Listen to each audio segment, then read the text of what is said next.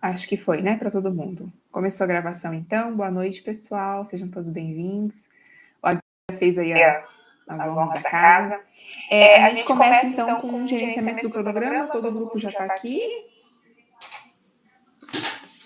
Vamos aqui, boa noite. Já, boa noite. Então, boa noite. Boa noite, Janaína Haroldo. Cadê? Tá. Gente, então, tudo certo. Vocês querem apresentar alguma coisa? Vocês querem colocar a prática de vocês aqui? Como é que vocês programaram aí a fala de vocês? A gente vai apresentar os slides, professora? Tá bem. E aí a gente vai falando, pode ser? Claro. Diogo, você vai apresentar aí, ou Haroldo? Apareceu, duplicou Diogo aqui, mas um travou. Eu posso colocar, só um minutinho. Tá bem. Eu tô mudando pro celular aqui porque minha internet do notebook tá travando. Tá.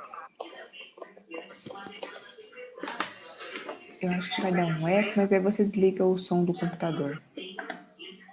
Tá. Tudo certo.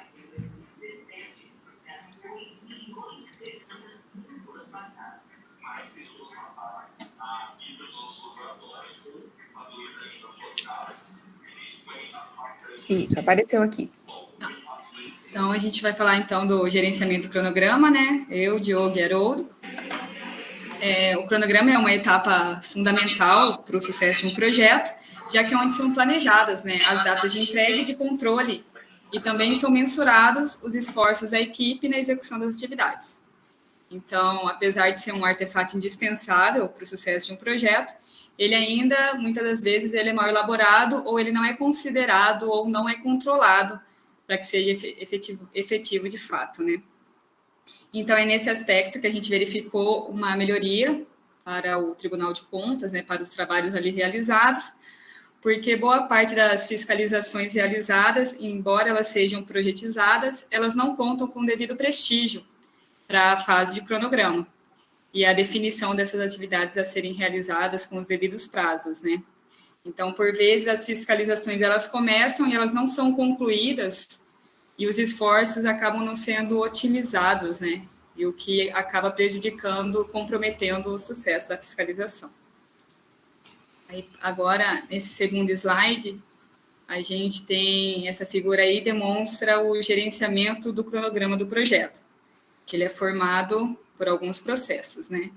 Primeiro processo, 6.1, não sei se estão enxergando aí, é planejar o gerenciamento do cronograma, que é o processo em que se estabelecem as políticas, os procedimentos e a documentação para o planejamento, desenvolvimento, gerenciamento, execução e controle do cronograma do projeto. Aí no 6.2, o processo é de definir as atividades, é onde você vai identificar e documentar as ações específicas a serem realizadas para produzir as entregas do projeto. O 6.3 é o processo de sequenciar as atividades, em que há o processo de identificação e documentação dos relacionamentos entre as atividades do projeto. No 6.4 é o processo de estimar a duração das atividades, em que você vai... É o processo de estimativa, né, do número de períodos de trabalho que serão necessários para terminar as atividades sequenciadas, as atividades individuais, com os recursos estimados. 6.5 é a parte de desenvolver o cronograma, que é o processo de análise da sequência das atividades, as durações, os requisitos e as restrições de cronograma também, para criar um modelo de cronograma do projeto para execução e monitoramento, e assim poder controlar o mesmo. E o processo 6.6 é o de controlar o cronograma, que é o processo de monitorar mesmo o status do projeto para atualizar o cronograma e gerenciar as mudanças nessa linha de base. Aí vamos falar um pouco de conceito, o que é um cronograma. A gente pode falar que o cronograma do projeto ele fornece um plano detalhado que representa o que e quando o projeto vai entregar os produtos, né, serviços e os resultados definidos no escopo do trabalho. E ele também serve como uma ferramenta de comunicação, gerenciamento de expectativas das partes interessadas e como uma base para a emissão de relatórios de desempenho. Então, quando possível, o cronograma do projeto detalhado ele deve permanecer flexível ao longo do tempo, ao longo do projeto, para que ele possa ser ajustado de acordo com o conhecimento adquirido e o aumento da compreensão dos riscos e atividades de valor agregado. Aí, dentro dos principais conceitos, temos esta figura, que a equipe de gerenciamento do projeto, ela seleciona um método de elaboração de cronograma como caminho crítico ou abordagem ágil. Em seguida, os dados específicos do projeto, como atividades, datas previstas, durações, recursos, dependências e restrições, são inseridos em uma ferramenta de cronograma para criar um modelo de cronograma para o projeto. E o resultado é o cronograma do projeto. Aí temos aí exemplos de apresentações, né, do cronograma do projeto. Esta lista de atividades, o gráfico de barras e a rede do cronograma. Aí, a título de curiosidade, isso daí é o cronograma, né, aí está o modelo do cronograma do acompanhamento, né, que está nos manuais de fiscalização do Tribunal de Contas. Então, o gerenciamento do cronograma do âmbito do Tribunal de Contas, ele deveria ser realizado assim, né? Mas, apesar de simples ainda, a sua utilização ainda não é muito difundida, não tem uma aderência. Então, acaba que os trabalhos, às vezes, não sejam devidamente coordenados, né, controlados com relação a esse tempo. Mas a gente espera aí que haja aí uma conscientização dos servidores, aí que aderem, né, a este manual, né, a seguir a essa ideia, até porque quando você verifica os benefícios que a realização do devido cronograma pode trazer, isso motiva, né, porque ele traz resultados aí satisfatórios para fins de controle, para fins de organização dos trabalhos, o que proporciona, com certeza, um melhor resultado, um trabalho mais satisfatório. Então, teremos aí benefícios, né, uma maior qualidade no resultado.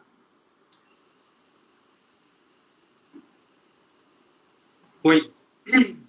Bom, vou falar, então, rapidinho, mais um pouco da parte teórica. A Janaína já trouxe a conceituação das partes do processo, mas vale muito a leitura do PMBOK nessa parte desses processos do gerenciamento. Então, começando ali por planejamento do gerenciamento do cronograma, ele é o início de tudo. Aqui que vai ser estabelecidas as políticas e procedimentos para o planejamento, para o desenvolvimento e gerenciamento do cronograma, né? Esse é o controle posterior. Em suma, é o processo que irá fornecer orientação e instruções sobre o cronograma do projeto a ser elaborado. Pode passar, Raul?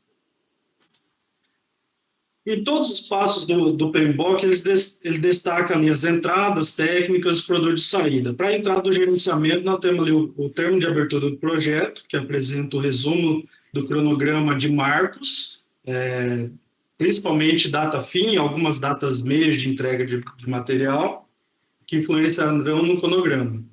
Então, plano de gerenciamento do projeto, que inclui plano de gerenciamento do escopo e abordagem e desenvolvimento do produto, fatores ambientais da empresa, que é a disponibilidade de recursos de pessoal e recurso físico, só se tem algum software de elaboração de cronograma ou não, e ativos de processos organizacionais, como cronogramas formais, informais, modelos, formulários. E na parte de ferramentas e técnicas, temos ali a opinião especializada de indivíduo, grupo, de conhecimento especializado, até mesmo do setor específico para qual vai ser o projeto desenvolvido, análise de dados, onde vai ser definida qual metodologia de cronograma deve ser usada, podendo combinar vários métodos do projeto, pode incluir também ali um nível de detalhamento das atividades necessárias para o cronograma, quantas vezes o cronograma será revisado, atualizado, mas até o PMBOK destaca que é muito importante ter um equilíbrio nesse ponto. Não necessariamente um projeto muito simples precisa de algo tão detalhado, né?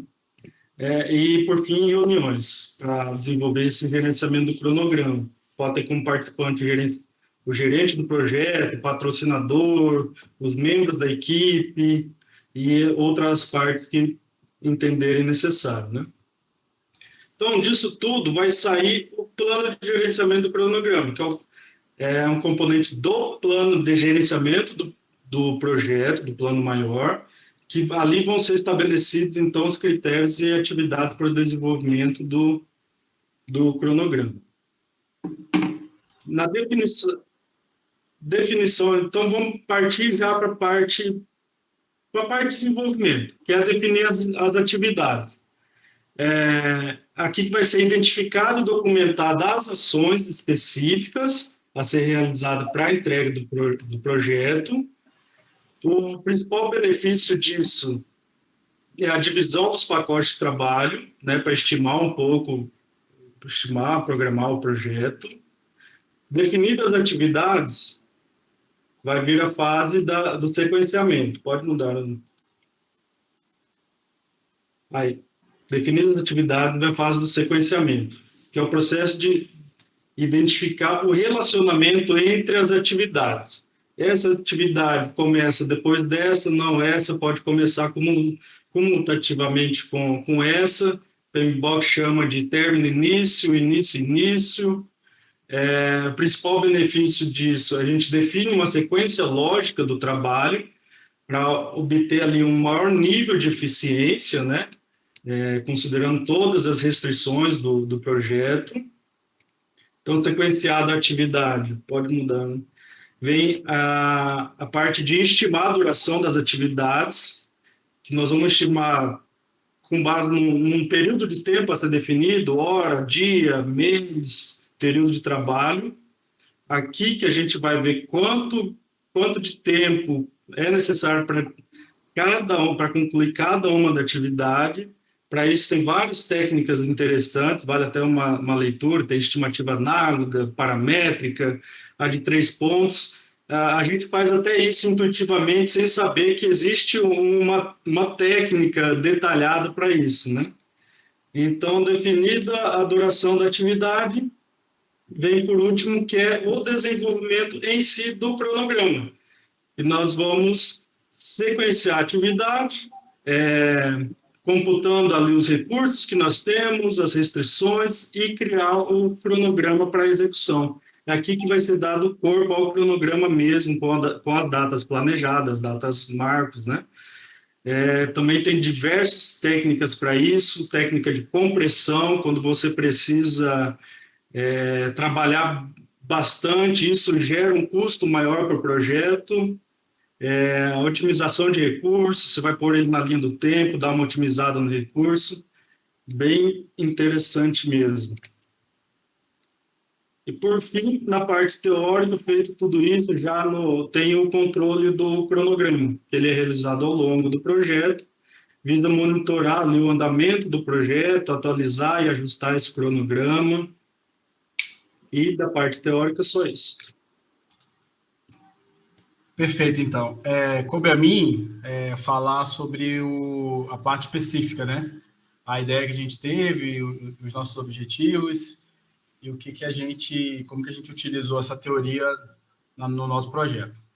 Então, explicando assim, em linhas gerais, o que a gente tentou fazer, é que assim, o Tribunal de Contas, as fiscalizações, de modo geral, elas foi idealizada de tal maneira que tivesse uma estrutura bem próxima a uma estrutura projetizada, até com alguns conceitos ainda que rudimentares do PMBOK. A época que foi desenvolvida os manuais de fiscalização, não se tinha um conhecimento tão aprofundado assim do PMBOK, então algumas coisas ficaram como oportunidade de melhoria para o futuro. E também não existia também uma maturidade dos usuários para se utilizar todas as ferramentas que o PMBOK oferecia. Então, apesar de termos uma estrutura idealmente projetizada, isso não funciona exatamente na prática. Então, a gente tentou trazer a ideia para cá, até para que fosse difundida essa ideia. A gente, como tem bastante gente lá no tribunal, a gente poderia fazer um trabalho nesse sentido e ouvir opiniões, enfim, fomentar essas fiscalizações de forma projetizada, que basicamente é isso que elas são mesmo, né? Elas têm começo, meio e fim, são desenvolvidos vários artefatos ao longo dos trabalhos, com o objetivo de produzir um artefato no final, que é o objetivo do projeto /fiscalização, que seria o relatório, enfim, são várias semelhanças, né? Então, a gente trabalhou assim, o projeto seria um acompanhamento da utilização dos recursos destinados ao combate à pandemia no estado do Mato Grosso do Sul. Então, as fiscalizações, elas de modo geral, são divididas em 4 modalidades, né, lá no tribunal. São as auditorias, as inspeções, os monitoramentos e os acompanhamentos. As diferenças entre elas são pontuais, questões de escopo, de tempo, de duração, enfim, não é tão relevante agora aqui. O importante é que foi definido como acompanhamento porque é uma fiscalização que ocorre ao mesmo tempo em que a gestão acontece, né? Os fatos a serem fiscalizados acontecem e a fiscalização acontece concomitantemente. Então, essas características definem o acompanhamento. Então, qual que seria o objetivo desse projeto /fiscalização? Seria realizar uma fiscalização na modalidade de acompanhamento, na aplicação dos recursos destinados ao combate à pandemia no ano de 2021, no âmbito da Secretaria Estadual de Saúde. Então, qual que seria o escopo desse projeto? Examinar as receitas oriundas recebidas para combate à pandemia e a aplicação delas e como elas foram aplicadas, né? Considerando aspectos de relevância, materialidade e risco. Então, qual que seria o produto final desse projeto? Seria o relatório de acompanhamento, contendo achados de auditoria que fossem relevantes e pudessem alterar ou influenciar a gestão desses recursos. Quais seriam as partes interessadas? Então, interno seria o corpo deliberativo, que utilizaria esse relatório para tomar suas decisões estratégicas e judicantes no âmbito da Corte de Contas, e os demais membros do setor onde está acontecendo aquela fiscalização, porque ela seria utilizada como paradigma para outras fiscalizações semelhantes. E as partes interessadas externas seria o próprio fiscalizado, que utilizaria aquelas informações ali para aperfeiçoar a sua gestão daqueles recursos, a sociedade como um todo, que teria um conhecimento sobre como que foi aplicado e quais as principais discrepâncias da aplicação daquele recurso, e mais ainda os demais jurisdicionais do Tribunal de Contas, que também poderiam utilizar, no caso, né, esse relatório como paradigma também para suas ações. Bom, basicamente era isso. Então, com relação ao cronograma, ele ficou desse jeito que vocês estão vendo aí. Então, vou tentar explicar mais ou menos. Então, na fase as entradas do processo planejar o gerenciamento do cronograma, que o PMBOK determina que seja utilizado o termo de abertura do projeto, no âmbito do TCE, o artefato semelhante, a gente chama lá de projeto de fiscalização, que seria basicamente a mesma coisa do termo de abertura de projeto. Esse documento, ele sintetiza toda a metodologia que vai ser utilizada para se atingir os resultados, os insumos que são necessários, os procedimentos que você vai tomar para chegar àquelas conclusões e os resultados que você espera obter com aqueles procedimentos. Também é importante ressaltar que os fatores ambientais, né, que impactam no processo, que são a ausência de dedicação exclusiva dos membros da equipe da fiscalização, porque ocorrem várias fiscalizações ao mesmo tempo, então não existe a dedicação exclusiva a determinada fiscalização. Então, todos os auditores, quer dizer, todos não, os auditores daquele setor, no caso esse que estaria sendo feita essa fiscalização, participam também de outras. Então, isso é um fator ambiental que impacta um pouco o processo, porque ele está envolvido em várias coisas, né? E outro fator também que impacta ambiental é a ausência lá no tribunal de uma ferramenta, de um software de gestão dessas fiscalizações e também para a elaboração desse cronograma, né? Esse cronograma aqui, como a Janeira mostrou lá no começo, o modelo que é trazido é bem simples, né? Bem rudimentar, e ainda assim não tem uma ferramenta automatizada para se construir. E esse aqui a gente fez no Excel, nem no Excel, no Google, não, na planilhas do Google, e deu um pouquinho de trabalho para ficar pronto, né? Então, isso também é um fator ambiental que impacta, né? O sequenciamento das atividades é uma parte que facilita, porque o próprio manual ele já define quais são as etapas que têm que ser seguidas, e um dos requisitos de qualidade também da fiscalização é que você consiga produzir todos os artefatos na sequência correta também, né? Isso também tem um outro manual, que é o manual do controle da garantia da qualidade, e esses são requisitos, né? Produção desses artefatos, desse sequenciamento das atividades na ordem correta. Aí, no processo estimar a duração das atividades, nós utilizamos a técnica da estimativa de 3 pontos, onde essa técnica consiste em se colocar uma expectativa provável para a duração daquela atividade, e uma outra que seja muito otimista e uma outra muito pessimista. E aí você faz uma média desse tempo e estabelece estima o quanto vai durar cada atividade. No caso lá, é um pouco mais simples, porque a gente tem uma experiência, né, empírica, talvez, do tempo gasto para elaborar cada atividade dessa. Nesse caso específico, como foi um assunto novo, né, e uma situação totalmente adversa e nova, então não existia tanto conhecimento anterior para se fazer. Mas, de modo geral, a gente consegue definir e estimar esse tempo de uma maneira um pouco mais simplificada.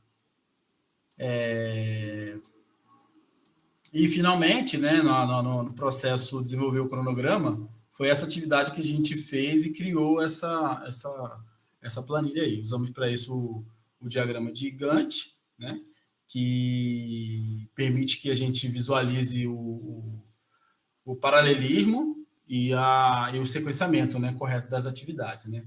Então, aqui, nós separamos em grandes etapas aqui, né? E colocamos aqui também datas macro, aqui em cima. Vocês não veem meu mouse não, né? Não. Mas em cima, aqui na parte azul, nós definimos datas macro para a entrega de alguns artefatos, os principais. E ao longo aqui da planilha, a gente consegue ver a duração, né, o sequenciamento das atividades e a duração em horas de cada uma, né?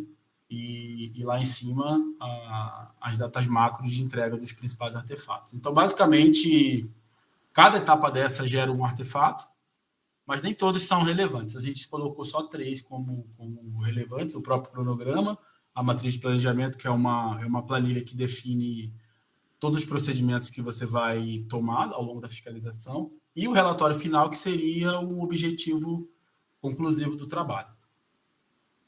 Então, são 8 grandes etapas aqui, ó. Deixa eu passar mais um, vocês vão ver. Não sei se está dando para ver certinho todas as etapas. E até a última aqui, que é a validação do relatório, e a gente consegue ver também aqui na lateral direita, o tempo que vai durar, o que é paralelo, o que não é, o que precisa de um sequenciamento, o que precisa que uma termine para que a outra comece. Enfim, fica gráfica visualmente bem interessante esse modelo de Gantt aqui, para conseguir visualizar, né, quando que vai ser a última entrega e o que vai acontecendo ao longo do tempo, né? Então era isso, basicamente foi esse nosso trabalho aí. Obrigado pela atenção. Maravilha, muito obrigada, grupo. Vamos começar, então, a conversar sobre o trabalho de vocês. Volta naquela página, deixa projetando para a gente, por favor, porque a professora não tem uma memória tão boa assim. Coloca naquele verdinho, assim, que tem as partes interessadas, que tem o objetivo, sabe? É esse, né? Esse, maravilhoso. Então, vamos começar. Bom, primeiro, eu gostei muito do que vocês fizeram no vídeo, depois o professor Aguirre vai dar o feedback dele, que vocês fizeram aí uma síntese da teoria, depois trouxeram um pouco da prática, tá? E esse momento aqui, vocês devem ter percebido que com todos os grupos a gente está mais voltado a discutir como é que eu coloco isso em prática de algumas outras maneiras, ou pelo menos para a gente ajudar vocês a colocarem alguns detalhes que podem não ter ficado tão claro. Então, o que acontece aqui? Né? A gente está falando de gerenciamento do cronograma, e é bem importante que a cada etapa, isso vale para a turma toda, que vocês estiverem fazendo, que vocês venham já com as outras sendo construídas, né? E para que isso tudo tenha um bom sentido. E de vocês tem sentido, não estou dizendo que não, né? Só estou dando a introdução geral, tá? Mas eu acho que tem uma parte aqui, ficou pequenininha aqui para mim, Haroldo, a professora também não enxerga tão bem. Vamos lá. Principalmente o produto final. O produto final de vocês... Obrigada, valeu. Mas o produto final... É que aqui ele tá parecendo estranho para mim. Não sei se para todo mundo tá assim. Eu acho, Haroldo, coloca... Tá aparecendo as duas... Tá aparecendo... duas telas, entendeu? É. Você maximiza e coloca em modo de... Tá. É que você tem 2 monitores, né, Haroldo? Eu tenho 2. Você tá mostrando o monitor secundário. Peraí, deixa eu colocar de novo, então. Tudo certo. Bom, mas eu já vi ali que é nos objetivos. E aí vocês colocaram ali o objetivo... O produto final, dizendo que é o relatório de acompanhamento contendo os achados de auditoria mais relevantes. E dentro, assim, de uma proposta de projeto que a gente está tentando construir junto com vocês, é sempre bom deixar claro o que é que eu quero com isso, tá? Então, no produto final, quando a pessoa lê, aí já é a minha primeira pergunta. O que são achados mais relevantes? Então, eu tinha, em algum momento eu fiquei com vontade de definir tudo isso, sabe? Porque são questões bem específicas. Sim. Mas como ia alongar muito, claro. A gente resolveu pular. Mas é uma pergunta interessante, realmente. Então, vamos lá. O objetivo da fiscalização, que é nosso projeto aqui, é desenvolver um relatório no final. E esse relatório, para ser relevante, ele precisa ter achados de auditoria. O que são achados de auditoria? Achados de auditoria é quando a gente compara, que é o trabalho do auditor, né? Que é comparar a situação que está acontecendo com um determinado critério, preferencialmente legal. Então, você encontra uma situação, uma atividade acontecendo. Você compara aquela atividade com um determinado critério que você define nos seus procedimentos e que vai naquele projeto lá, que seria a EAP, que o PMBOK chama, né? A gente chama de projeto. Então, ali estaria os seus critérios e aí você faz essa comparação. Se houver uma discrepância, a gente chama essa discrepância de achado de auditoria. E é isso que a gente busca encontrar. A gente faz o procedimento, faz todo o planejamento da fiscalização, de modo que a gente se direcione para os achados, ou seja, para as discrepâncias entre a situação encontrada e o critério que você definiu. Uhum. Isso ficou claro quando vocês estavam dizendo. Mas e o mais relevante? A minha preocupação é o mais relevante. Entendi a pergunta da professora. É que, como a gente disse ali, quando fosse com base nesse projeto, essa fiscalização, ia ser apontada a questão da materialidade, do risco e da relevância, né? Então, seguindo critérios para definir, porque tem que ser, porque a relevância é algo muito subjetivo, né? O que é relevante para mim pode não ser para ti. Uhum. Mas com certeza, ali naquela análise, porque tudo é uma suposição aqui, né? Mas naquela análise, com critérios objetivos, você definiria o filtro que você utilizou para entender que aquilo seria relevante. É que tudo muito superficial, assim, né? Numa suposição aqui fica difícil, mas seria mais ou menos essa ideia. Diante daquele contexto de valores, de acordo com por exemplo, a estrutura do município, de acordo com o repasse, aquilo seria relevante naquela situação. Mas isso seria fundamentado no relatório, o porquê desse filtro para considerar ele relevante. Na verdade, relevante, assim, é capaz de gerar um impacto muito grande. Nesse caso, por exemplo, a utilização dos recursos destinados à pandemia. Então, a gente identificaria, por exemplo, que ele recebeu um recurso para, sei lá, para montar uns leitos de Covid. Aí ele optou por não... O recurso era para isso, destinado para isso. Aí ele optou por algum motivo, o gestor, de não montar esses leitos UTI. E aí o número de mortes aumentou muito. Isso é relevante. Agora, por exemplo, ele deixou de fazer um procedimento, deixou de cumprir uma formalidade legal para fazer essa contratação. Isso não é tão relevante assim, porque não morrem pessoas, não traz prejuízo, enfim.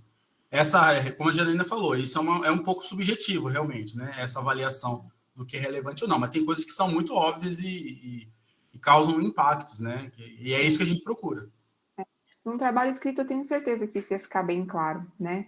Mas colocando só aqui, parece tudo, né? Mas então poderia ser relatório de acompanhamento contendo os achados de auditoria que causam algum impacto na situação X, Y, Z, talvez assim, né? Sim, sim. Ou vocês usaram discrepância também aqui com o que foi programado, que foi encontrado. Talvez aqui a gente esteja usando demais as nossas palavras reservadas, né? Talvez isso tenha causando um pouco de problema. Porque, Não, relevância, materialidade, risco, achado de auditoria são palavras reservadas da nossa área, assim. Então, pode ser isso que não, causou tá certo, tá certo. E assim, na verdade, não entenda por esse lado, não há um problema. A gente está aqui conversando, né, para entender, para todo mundo poder falar sobre isso. Eu vou dar a palavra para o Lázaro, que levantou a mão, Lázaro. Professora, eu entendo, assim, qual que é a auditoria, o relatório de auditoria como um meio, não como um fim. No caso, eu acho que seria mais ou menos igual ao nosso. O objetivo deles, no final, o relatório em si é o meio para ele atingir o fim que ele quer. Qual que é o fim que ele quer, que ele procura? O fim ele procura é a regular aplicação dos recursos destinados à Covid. Seria isso, eu entendo, seria mais adequado. A finalidade na verdade, o relatório seria o meio utilizado, a fiscalização. Eu entendo que o fim principal é a regular aplicação dos recursos da Covid. Não, assim, o relatório seria um produto a ser entregue também. Veja, você tem razão, Lázaro, eu já vou te dar a palavra, Haroldo. Eu vou falar e o grupo confirma se é isso, tá? Porque, veja bem, Lázaro, você tem razão nisso que você está dizendo. Mas o que eu entendi que o grupo está apresentando aqui é que não tem esse relatório de acompanhamento, que é simplista, e vocês querem propor algo mais aprofundado, é isso? Me corrija. É isso. Assim, eu só quero responder o Lázaro rapidinho, porque assim, o Lázaro fez tá vendo a opinião dele, né? Ele fez uma pequena confusão. O objetivo que ele falou talvez seja o objetivo do tribunal, né? Regular as contratações do Covid é algo que o tribunal pretende. O setor pequenininho ali, ele pretende, o produto que ele vai desenvolver é um relatório para que o tribunal chegue nesse objetivo. Então, são vários projetos, né? Então, o projeto do tribunal talvez seja o que o Lázaro falou.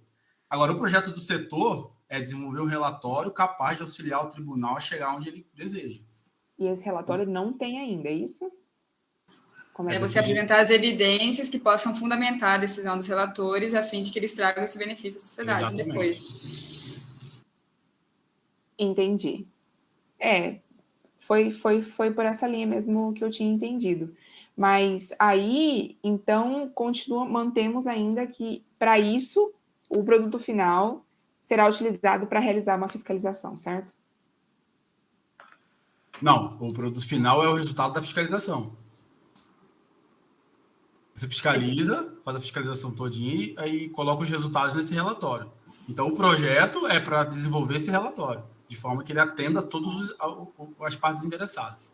Tá. Quando vocês forem escrever isso, tem que estar muito claro. A linha de raciocínio de vocês está claro aqui, tá? É que a gente vendo alguns tópicos, assim, pode ser que não tanto, mas o que vocês fizeram ali, de todo aquele aprofundamento, aquele delineamento, aquele detalhamento do cronograma de vocês, aquilo ali ficou muito bom.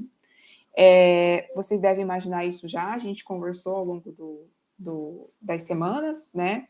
Então, principalmente quando vocês estão falando e mostram para a gente já as partes interessadas. E vocês devem ter visto que foi a minha pergunta para todos os grupos, vocês foram muito espertos, né? Então, para todos os grupos eu perguntei, tá, mas para quem que é que vocês estão fazendo isso? Quem é que está interessado? E aí, eu fiquei com uma dúvida. Vocês escolheram a estimativa de 3 pontos, né, que tem aí, que é uma média. Vocês não acham que a gente perde um pouco com uma estimativa que é média entre os 3 cenários possíveis? Vocês pensaram nisso? Média sempre... Média nunca reflete a realidade, assim, né? Mas, assim, fica um pouco... Se a gente usasse as nossas experiências anteriores, tinha essa técnica também, né? A gente, num caso tão novo como esse, por exemplo, que é uma novidade, a gente poderia não falhar nessa estimativa, né? Então, talvez ficasse com uma folga, né? Talvez vai fugir da realidade, mas para mais, dando um pouco de folga para que a gente consiga atender o cronograma também, né? Isso a gente só vai saber aplicando, né? Não tem como, a gente está aqui supondo tudo, e depois ainda tem toda aquela questão de solicitação de mudanças que aparece no PMBOK, algumas coisas que vão dar certo, outras que não vão, e uma parte que vocês colocaram aqui, já vou continuar dando meu feedback positivo, que quando vocês falaram sobre a limitação, que não é dedicação exclusiva de todo mundo, talvez a gente vá ouvir isso em todos os trabalhos, né? É uma grande restrição, assim, e a gente vai vendo que conforme passa e você vai acumulando mais outras atividades, e você não é exclusivo de nenhuma, e vai acontecendo tudo ao mesmo tempo, e o que vocês disseram ali, vamos ver qual atividade, vamos analisar qual das atividades que termina para começar outra, às vezes nem dá tempo disso, né? É algo tudo uma coisa em cima da outra. É um pouco atropelado, realmente. Exatamente. Pode falar, Plínio. Só uma observação, professora, com relação a essa sua fala, que a gente viu em comum também em muitos dos trabalhos a questão do ativo, né? E o ativo nada mais é do que o registro de atividades realizadas e que buscam aprimorar todo o processo, construindo um banco de dados, verdadeiro banco de dados, que serve, acredito, exatamente para poder mitigar eventuais prejuízos da não exclusividade, por exemplo, de membros de equipes de planejamento, assim por diante. Por isso que é tão importante os registros históricos, né? Dos trabalhos, dos projetos, das atividades, das reuniões. Um hábito que eu tenho identificado assim, que não é usual na administração pública, por exemplo, a equipe vai se reunir. Vamos fazer uma ata. O que foi conversado nessa reunião? Porque a gente está numa vivência tão acelerada das questões pessoais e profissionais também, que esses pormenores que são importantes para ter os registros, eles acabam sendo negligenciados e não deveriam, né? Tudo que se faz dentro da administração pública, ela deve estar devidamente registrada, né? Desde uma pequena reunião até os atos finais de determinado projeto. Então, por isso que eu acho importante esse registro histórico, né, e para construir o ativo de empresa, administração, enfim. Até mesmo para planejar depois sucessão. Como é que eu vou colocar alguém nesse cargo que a pessoa não sabe nada que aconteceu antes e aí a gente vê...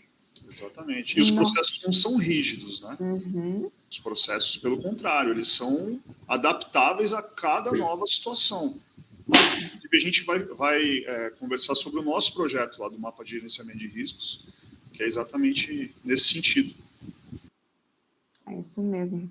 E dessa preocupação aí, grupo, que vocês pensaram aí sobre a parte, então, da opinião especializada? Quem é que são, além desses que estão ali, que trabalham no setor, mais alguém? Fala para a gente sobre isso no projeto de vocês. Então, para esse... Eu só queria fazer uma coisa que me incomodou aqui, eu queria fazer um comentário antes. A gente já tem esse tipo de trabalho lá no tribunal, que não é feito desse jeito, assim, né? Da maneira ideal, com esse sequenciamento de atividades, com o prestígio para algumas etapas lá do cronograma, por exemplo. Então, como está gravando, é só para deixar isso claro, assim. A gente tem esse tipo de trabalho lá, só que não é feito da maneira ideal como deveria pelas técnicas do PMBOK.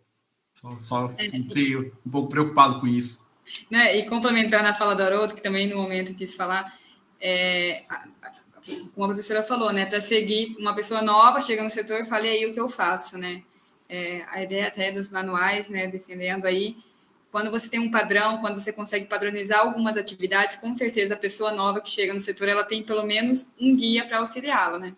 Então, como o Haroldo falou, já existe isso no tribunal, então pode auxiliar, assim, tem o início ali, né, para te dar um norte das atividades a serem feitas. E quando se segue isso, você analisando o trabalho já realizado, você consegue entender o porquê daquela, né, você consegue compreender o porquê daquelas etapas que foram realizadas.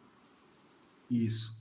E aí, respondendo a pergunta, a Fabiana até já comentou aí, o nosso benchmark principal, a nossa opinião especializada, vem geralmente do TCU, só que para esse caso aí, como tinha bastante, era um problema geral, né? Então, a gente recebeu bastante insights assim, de outros tribunais estaduais também, né? Mas, principalmente, a nossa opinião especializada vem do Tribunal de Contas da União, é basicamente que traça os paradigmas e a gente vai tentando acompanhar. Assim. Basicamente é isso. E ali dentro vocês conseguem alterar, ajustar? As opiniões? Sim. Sim, sim. Vocês conseguem discutir sobre isso? Sim, conseguimos. Maravilha. E vou deixar claro aqui, eu já tinha, para mim estava claro, sim, que existia, que vocês estavam fazendo uma proposta, tá? Então, assim, não precisam se preocupar com essa questão aí, tá? Bom, e aí lá para o seu cronograma, passa um para a gente, por favor, Haroldo. Vocês devem ver, se vocês forem procurar, né, a turma também for procurar, que tem algo que é bem importante dentro do... Tem a figura aqui. Aqui, que são os marcos, tá? Então, quando a gente fala desse planejamento aí, gerenciamento do cronograma, e tudo isso que vocês estão fazendo aqui, tem os marcos importantes, e vocês deixaram isso bem claro. Então, primeiro, o último marco, na verdade, seria... o último? Entrega do relatório, né? Isso, mas a gente tem aqui, elaboração de orçamento, aprovação do projeto de fiscalização. Isso são marcos. Então, na verdade, vocês usaram como um tópico, mas tudo isso no final é um marco importante. Tudo isso no final é um projeto de fiscalização. Tudo isso no final é a elaboração do MAC? É assim que eu falo? Da MAC, desculpa. Isso, matriz de achados. Isso, ok. Né? Então, tudo isso são os marcos. E esses marcos são o principal momento onde a gente vê se está dando certo ou não. Imagina que eu tenho um marco que se encerra no mês de março. A primeira página, Haroldo, por favor, rapidinho. Eu ia olhar qual era o marco.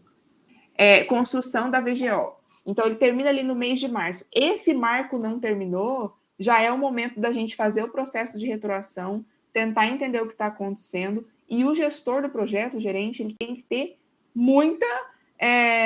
a cabeça dele tem que estar bem ligada, sintonizada com o que está acontecendo, para que ele saiba resolver problemas. Então, isso, provavelmente, o grupo de gerenciamento de riscos vai falar algo sobre isso. Se não falar, já fica aqui a dica que vai ser a minha pergunta, né? Então, assim, se a gente está vendo que algo não está indo para o caminho, o que é que eu faço? Onde que eu vou colocar a minha ação mesmo para tentar resolver, tá? Só vou deixar, eu vou falar aqui do chat de vocês, é benchmarking, tem um ING no final, tá, gente, do termo, tá bom? Mas será que copia e cola... A depender, né, sobre essa questão aí do copia e cola. Vocês querem falar alguma coisa disso para o Marcelo, gente?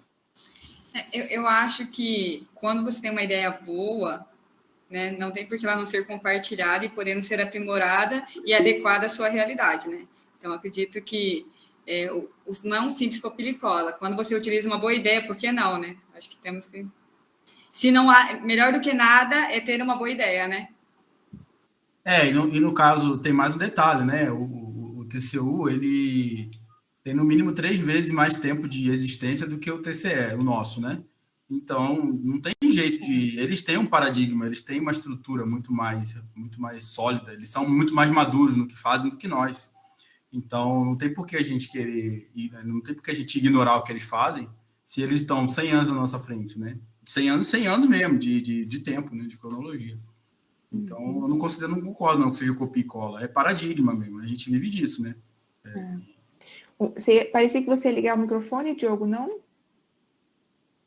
Não, só para comentar aí, realmente o PMBOK traz muita técnica interessante que a gente tem que levar para campo, né?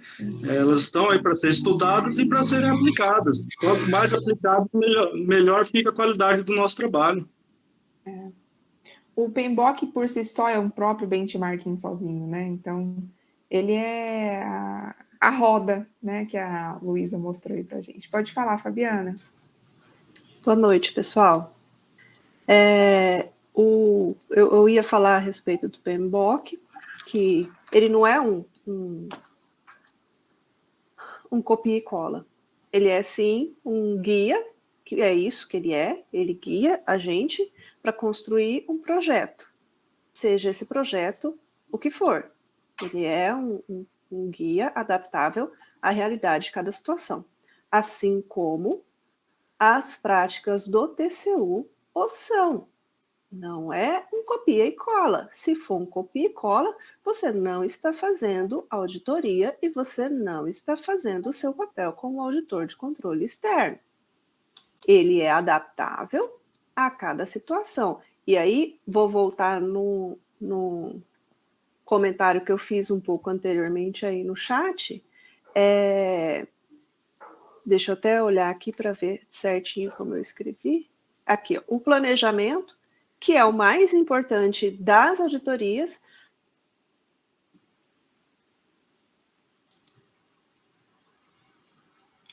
Infelizmente, eu tenho que ficar conversando com gente de fora, que cai de paraquedas dentro do tribunal, para ocupar cargos de chefia, funções de, não, nem funções de confiança, cargos em comissão de uma forma geral, e acham que sabem tudo e a gente não sabe nada. E acham que o planejamento é feito em uma semana e um relatório de auditoria é feito em 2 semanas. Na verdade, um planejamento leva meses e o relatório pode levar só 1 semana, porque o planejamento foi bem feito. Essa é a verdade que a gente precisa aceitar. E essa é a realidade do TCU, que é o nosso benchmarking. É da onde a gente tem que beber na fonte, porque a gente não precisa inventar a roda, o modelo está lá a ser seguido. E era só isso. E minha câmera está fechada porque eu estou tossindo muito hoje. Tá certo. Professor Aguirre, mais alguém quer falar alguma coisa? Algum feedback? Fazemos mais perguntas? Já fizeram bastante pergunta por hoje, né? Bom, vamos lá fazer a crítica do grupo. Parabéns, grupo, vocês fizeram um ótimo trabalho. A teoria foi bem complementada com outras fontes além do PMBOK, né? O PMBOK já por si só já é uma fonte, vamos dizer assim, completa, né? Por quê? Porque ele fez as melhores práticas de uma série de atividades, uma série de lugares, uma série de situações que a gente está aproveitando, né? Então, copia e cola de cada um fez um compêndio aí, né? Uma compilação de dados aí maravilhosa, né? Então está muito bem fundamentado, muito bem feito, né? A parte prática de vocês está ótima, né? Talvez o diagrama ou o modelo mais bem feito até agora. Tem detalhes maravilhosos. Aliás, está tudo detalhado, né? É gostoso você olhar para um diagrama e conseguir enxergar tudo, né? O que eu considero que faltou foi uma legendinha, né? Por exemplo, você usa lá o VGO. Eu não consegui achar o que é esse VGO. Depois tem mais lá para baixo, né? O MPlan e o MASH, né? Agora eu vi matriz de achado e deve ser outra matriz de planejamento que a gente fala, né? Quando vocês forem usar isso aí, coloca uma legendinha lá no pé da página lá, né? Dizendo o que é. Por quê? Para completar, né? Eu sempre bato naquela tecla. Esse diagrama, esses relatórios vão ser lidos por pessoas que não são do ramo. Então, para ficar claro, ficar entendível, ficar uma leitura gostosa, né? Porque é duro você ler algum artigo e você não entende muita coisa, né? Mas está perfeitinho, está bem detalhado, né? A professora Yasmin pegou bem a parte dos marcos, né, que é uma coisa muito importante, né, que vocês fizeram aí em 8 etapas, que seriam os 8 marcos, né, e lá em cima estão detalhando o cronograma, né, quando é que você entrega a matriz de planejamento e quando é que entrega o relatório final, né. E nos comentários durante a apresentação de vocês, destaco algumas coisas interessantes. Primeiro, ficou claro para mim que o TCE deveria fazer, né? Ótimo, então vocês já estão fazendo aí a sua proposta de melhoria, né? Tá bem claro também no objetivo quem são os clientes, para quem você está fazendo isso, né? Toda vez que a gente faz alguma coisa, a gente tem que ter um objetivo E além do objetivo, para quem que eu estou fazendo, né? Se eu sei para quem que eu estou fazendo, fica mais fácil você avaliar se está completo, se está bem direcionado, ou se ainda está meio confuso. Para mim, aquele slide dos objetivos, para mim ficou claro, né? O escopo está bem definido, que é justamente verificar as receitas e aplicação, e o produto final, né, a entrega, o deliverable, é o relatório, né, com as falhas. Legal. O que acontece daí para frente já é outro departamento, outra história, né? Mas vamos fazer a nossa parte. Então ficou muito bom, ficou muito claro, né? Todo mundo faz cronograma. O brasileiro, por vamos dizer assim, dotação cultural, é avesso a coisas organizadas, né? Então a gente não quer complicar muito, para quê? Para ter mais joguinho de cintura, aquele negócio todo. Então, realmente vocês colocaram palavras interessantes, né? Um cronograma deve ter flexibilidade.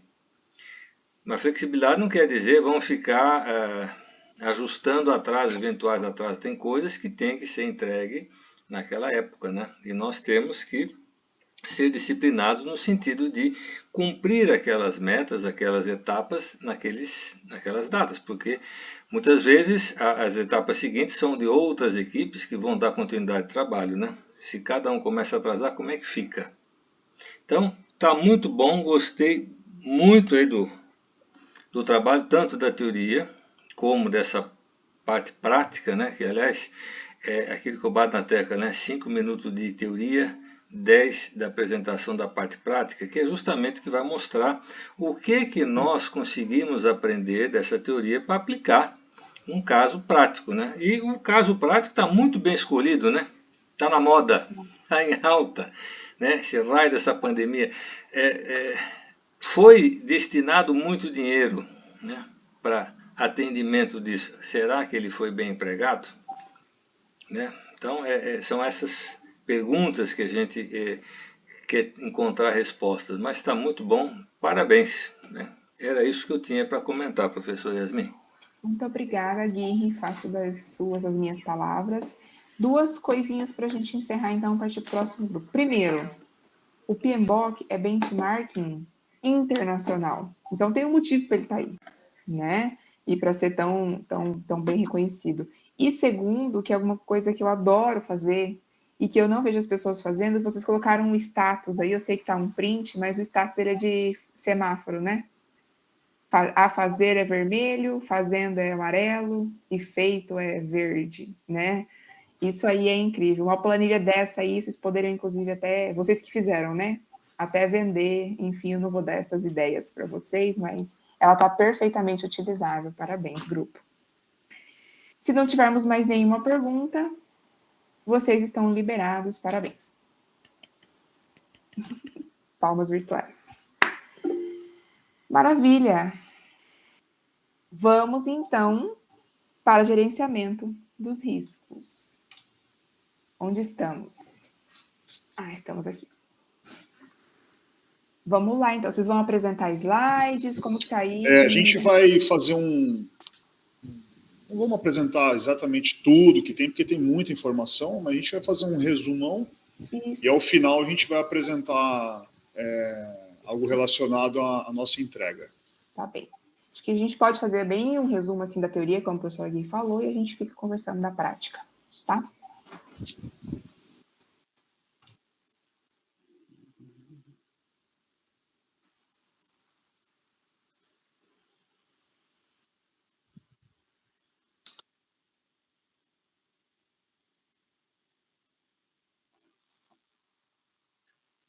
Boa noite, professores, né? Boa noite aos colegas.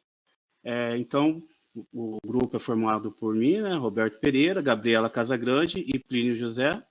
Iremos apresentar sobre o gerenciamento de riscos.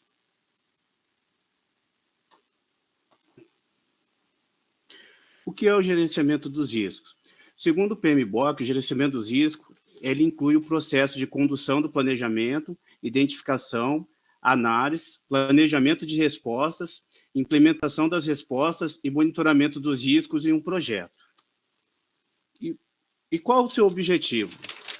Bom, o objetivo principal é avaliar e gerenciar os possíveis riscos do projeto de modo a maximizar a exposição aos eventos positivos e minimizar a exposição aos eventos negativos.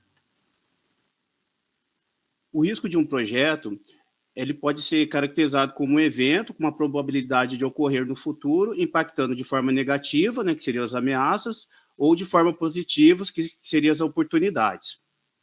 Bom, as principais características é o evento incerto, que poderá acontecer no futuro, né, e que de alguma forma impacte o projeto, no caso o cronograma, o custo ou a execução do projeto. Esses riscos eles podem ser caracterizados, né, de forma assim, os riscos conhecidos, né, os que são identificados durante essa fase de planejamento, e os desconhecidos, que são os que acontecem e que não estavam planejados, né, são problemas que vão acontecendo conforme vai sendo executado esse projeto.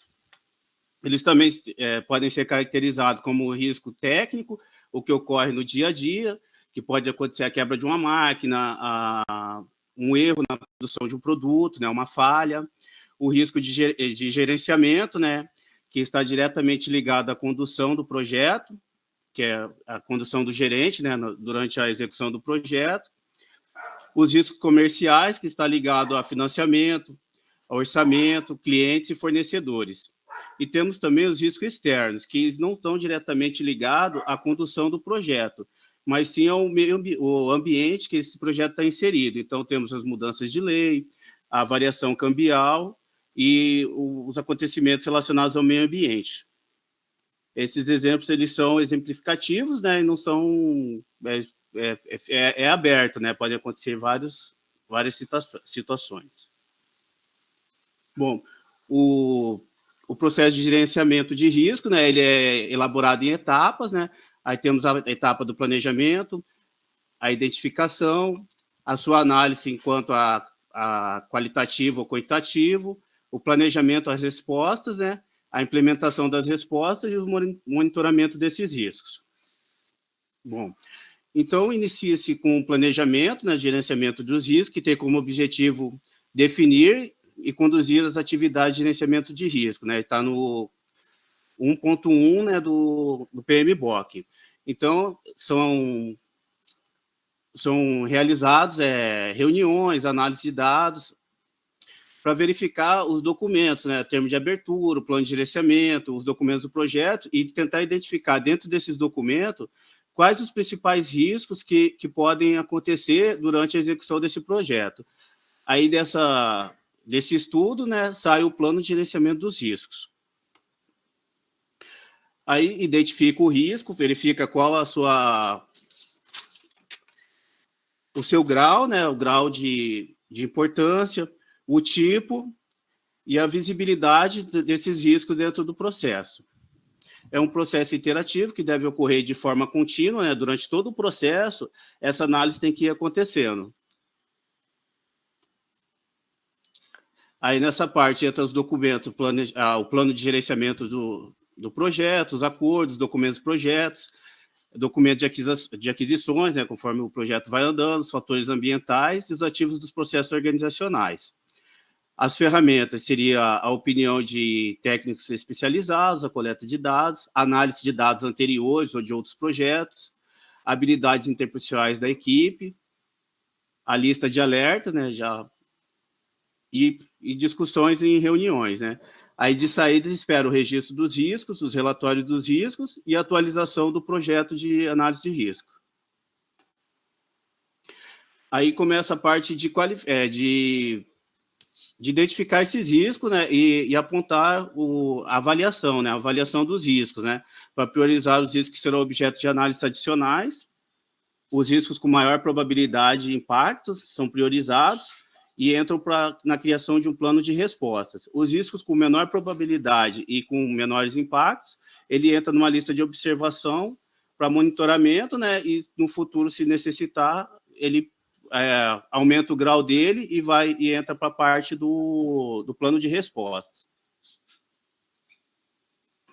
Aí, nessa etapa, né, é utilizado o plano de gerenciamento do projeto, documentos dos projetos, fatores ambientais e os ativos processos organizacionais. As ferramentas que são trabalhadas é opinião especializada, coleta de dados, análise de dados e habilidades interpessoais e da equipe. Aí realiza a categorização desses riscos, né? Aí monta a apresentação e discussão em reunião. Aí desse trabalho, espera-se na atualização dos documentos do projeto.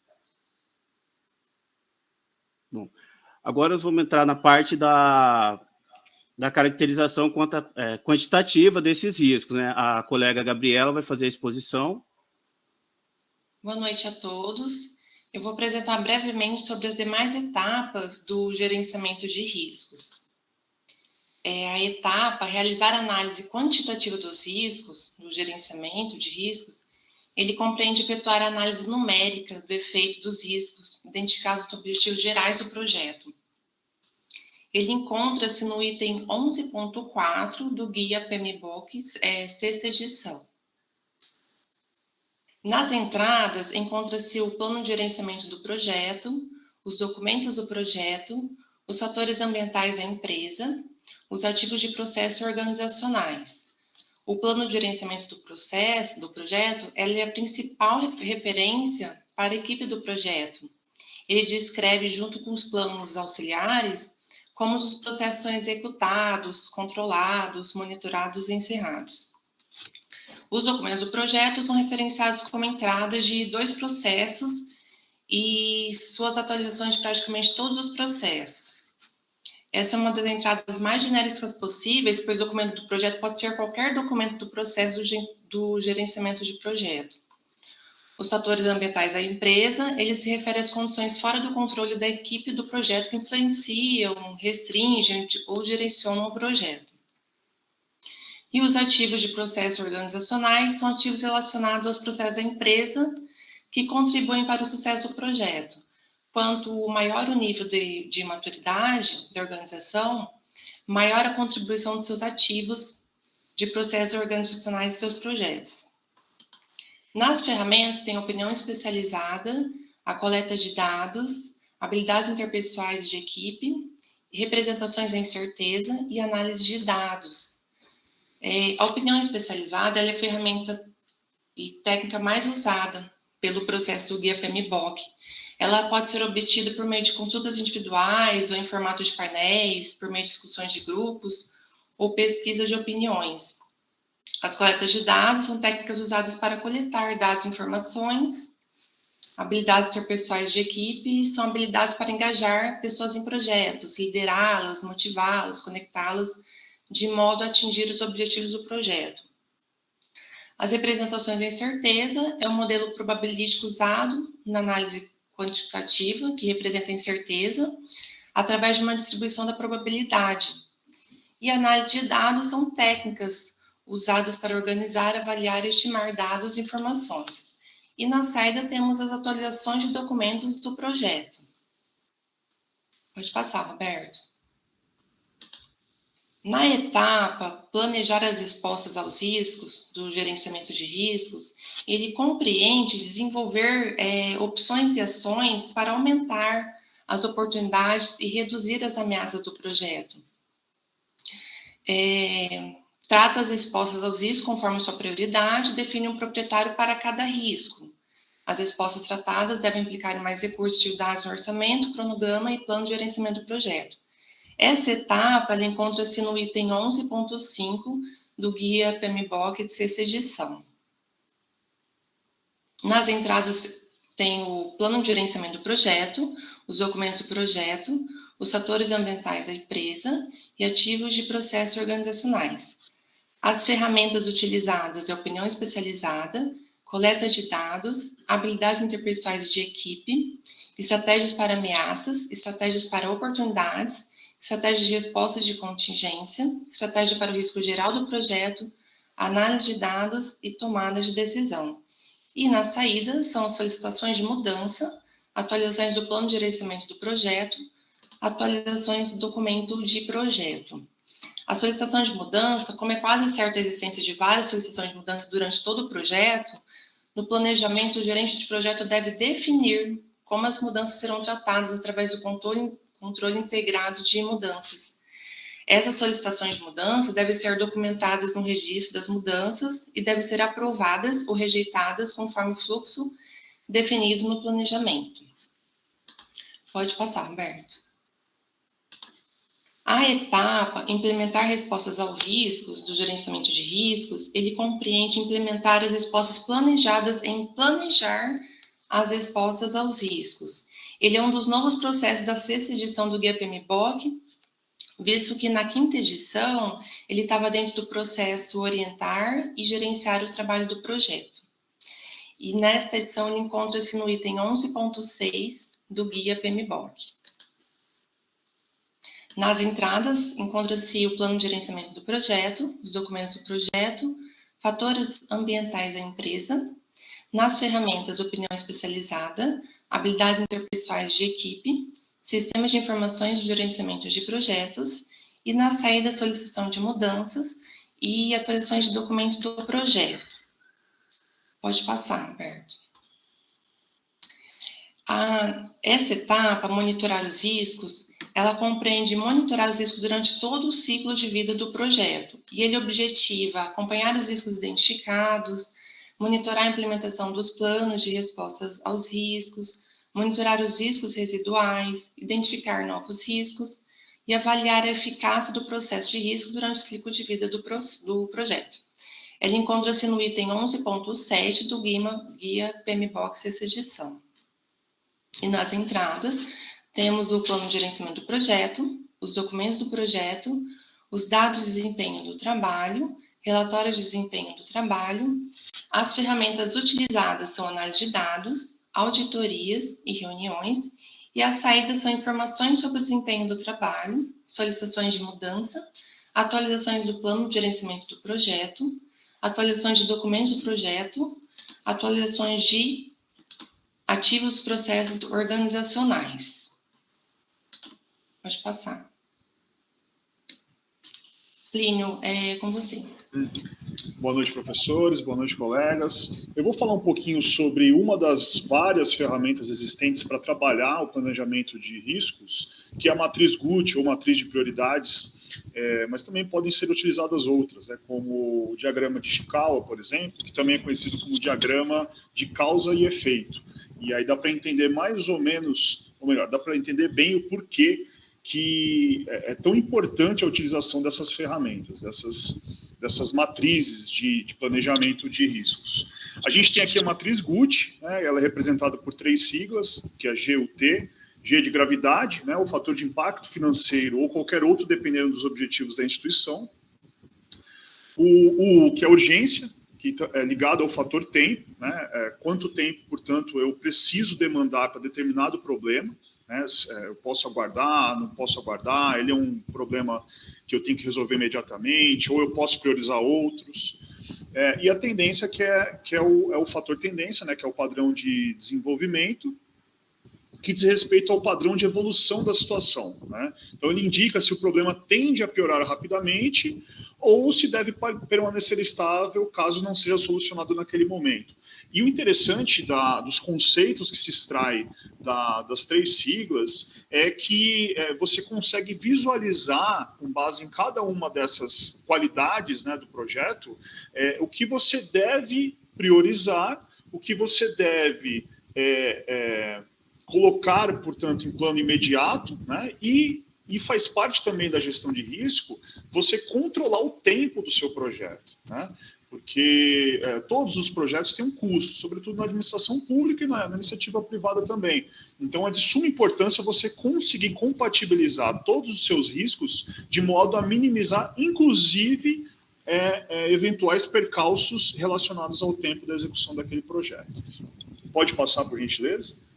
Aqui é só uma parte mais esmiuçada de cada um, mais sintética, Então, a gravidade, a gente tem impacto, intensidade, a profundidade do problema, relacionado às tarefas, ao processo dos colaboradores, e há uma valoração de 1 a 5, que é onde a gente consegue determinar qual é o peso daquele determinado problema que é listado. Então, a gente tem desde sem gravidade, com nota 1, até o valor 5, que é extremamente grave. Pode passar. Na questão da urgência também, como eu havia mencionado, que relaciona-se ao tempo, Então, é o que eu tenho disponível para resolver determinado problema. E lembrando também, como disse a Gabriela, que existem problemas que eles surgem sem estar no planejamento. Então, essa gestão do tempo é de suma importância também para você resolver problemas externos, problemas que você não conseguiu prever na construção daquele projeto. É por isso também que o gerenciamento de risco ele não é um documento rígido, ele não é um documento que você faz e ele está terminado. Não, ele vai acompanhar desde a etapa inicial, embrionária, até as etapas seguintes, no desenvolvimento de todo o projeto, na fase final, na execução e na pós-execução. Inclusive é o que a gente utiliza lá no Tribunal de Contas. Recentemente a gente elaborou lá, a equipe elaboramos um mapa de gerenciamento de riscos, e lá tem, a gente vai ver um pouquinho mais na parte final da apresentação, que tem todas as etapas que nós conseguimos listar. Mas depois, inclusive, que eu me aprofundei mais na matriz Gucci, eu já vi que eu posso melhorar essa ferramenta, trazendo mais mecanismos de proteção do próprio processo em si. Então, a urgência também tem essa valoração, né, com essa gradação do 1 ao 5, quando 1 é sem urgência e o 5, que é a nota máxima, precisa de uma ação imediata. Pode passar para o próximo. A tendência é essa probabilidade, né, o potencial do crescimento do problema com o passar do tempo. Ou seja, eu preciso identificar naquele problema se realmente ele tem que ser resolvido rapidamente, ou a médio prazo, ou não, ou ele pode ficar ali porque não haverá uma piora se não resolvê-lo naquele instante. Claro que isso, né, a gente tem que ter em mente que o problema deve ser resolvido. É só, como diz a própria ferramenta, uma gestão, né, uma matriz que você consegue identificar quais são as prioridades que você deve ter para determinado problema. Tem até essa questão da pergunta, né? Se eu não resolver isso hoje, o problema vai piorar aos poucos ou de forma célere? Então, é um exercício, e daí a razão que a gente também viu em todas as apresentações, ou quase todas, é a qualidade da especialização daqueles membros de planejamento, né, que fazem parte da equipe de planejamento. Porque a gente vai identificar que os problemas, muitas das vezes, dependem da ação de uma pessoa ou de mais de uma pessoa que é encarregada para não só montar e resolver e identificar o problema, mas também de resolver aquele problema, ainda que seja para delegar a terceiros. Pode passar? Aqui a gente fez uma brincadeira, né, só para descontrair um pouco, como aplicar essa matriz Gucci, né, inclusive na nossa vida privada. Então, aqui tem o problema, né, seria que, na verdade, é alterado. Esse problema seria assim, na verdade, quais são as causas praticadas pelo homem que impedem que haja uma harmonia no casal, né? Então, a gente elencou aqui em níveis de gravidade, urgência e tendência, né? E depois disso a gente faz uma multiplicação ao final para saber quais são as prioridades, portanto, dentro dessa lista que não é taxativa, né? A gente sabe, esse rol é bem infinito mesmo, né? De probabilidades de causar algum transtorno na relação em razão de atos praticados pelo homem. Então a gente elencou assim os mais clichês, né? Chegar tarde no futebol, aí essa gradação também, você vê que é uma importante. Que seja uma pessoa especializada. Porque imagina se essa construção é feita por quem não entende do que está fazendo. Ele pode, errando na gradação, né, na valoração da gravidade, da urgência ou da tendência, não dar prioridade a um problema que deve ser dada prioridade. Eu não me recordo agora, mas eu estava lendo um artigo para entender um pouco mais, e o autor desse artigo, falha minha até não ter anotado, depois eu procurei e não achei, mas ele faz uma menção muito interessante a um exemplo que ele vivenciou, porque ele era responsável por fazer a matriz Gucci para uma empresa muito grande, uma empresa que trabalhava com banco de dados, informações, tecnologia da informação, e eles precisavam fazer a substituição de toda a parte estrutural da tecnologia da informação. E era necessário fazer um backup de tudo aquilo para aí sim fazer a substituição de todos esses hardwares e softwares, enfim. E dentro da matriz Gucci que ele colocou como prioridade máxima que eles deveriam fazer esse backup. Só que o backup era extremamente caro. E aí os donos da empresa acharam por bem entenderam que aquilo não era um risco. Só que ele indicou exatamente na matriz Gucci que se não houvesse o backup, e se houvesse um problema nessa substituição, eles simplesmente perderiam todo o banco de dados, o que levaria a empresa à falência. Aí no final ele ainda fala que, por sorte, nada aconteceu, mas era um risco muito alto a se encarar, né? E poderia trazer aí a derrocada de uma empresa. Então, a gente montou essa tabelinha na graduação, para vocês terem uma noção, né? Então, dentro dessa tabela aqui, a gente vê aqui que as maiores... o maior foco aqui, onde o marido precisa ter mais atenção para não ter problema dentro de casa, é meia fora do cesto, não pode deixar a toalha em cima da mesa, os sapatos espalhados pela casa. Oi. Quem preencheu isso aí? Foi você, a Gabriela participou? Alguém especializado, ou seja, alguém casado e que já sofreu com alguns... Mas veio de onde? Veio do grupo? Veio de você? Eu quero saber se a Gabriela participou, isso que eu estou tentando entender. Não, foi o Plínio, professora, que escreveu. Obrigada, isso. Gabriela. É só para saber, para dar a nota aqui. Acho que ele está com problema, ele escreveu esse aí sozinho. Obrigada, Gabriela. Ai, gente. Bom, enfim, era só para a gente ter uma noção, e a gente vê aqui que realmente a pior situação seria a consequência do divórcio, né, com nota máxima também. Mas aqui dá para, então, portanto, quem está dentro do projeto, quem vai buscar o resultado, ele tem que saber o que ele deve priorizar para não dar causa, portanto, às brigas do casal. Pode passar? Inclusive, eu fiz esse trabalho antes eu lavei a louça, tá? Só para deixar registrado que minha esposa está na sala, mas é verdade, tá, gente? Eu sofro aqui em casa, verdade. Bom, vamos lá. Como na prática o gerenciamento de risco pode mitigar prejuízo no processo licitatório? Então, o objetivo é identificar dentro do processo de contratação pública, na prática, com um caso real que aconteceu lá no tribunal, como é de suma importância gerenciar riscos e o que a sua inobservância pode acarretar prejuízos.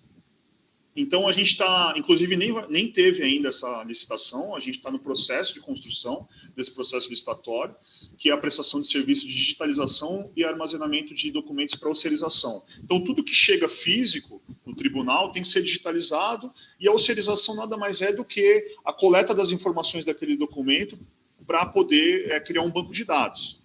Então, o que aconteceu nesse caso? Nós fizemos uma pesquisa de preços para buscar o valor de referência e encontramos valores com empresas pequenas. E esses valores indicados seria de 10 centavos a folha de A4 digitalizada. Só que dentro do mapa de gerenciamento de riscos, inclusive eu incluí essa etapa para vocês verem como que é importante sempre alimentar essas ferramentas. Eu incluí uma parte que era exatamente para revisar os valores, né? Então, essa revisão de valores foi imprescindível para quê? Para eu identificar depois, através de contratos públicos, e através também de empresas maiores de grande porte que poderiam atender a demanda do tribunal, que os valores eram incompatíveis com o mercado. E aí, o que ia acontecer se eu não tivesse observado isso? Bom, eu ia concluir, né, o processo licitatório, e a probabilidade da sessão ser deserta, ou seja, de não aparecer ninguém para contratar com aquele valor, era quase que 100%.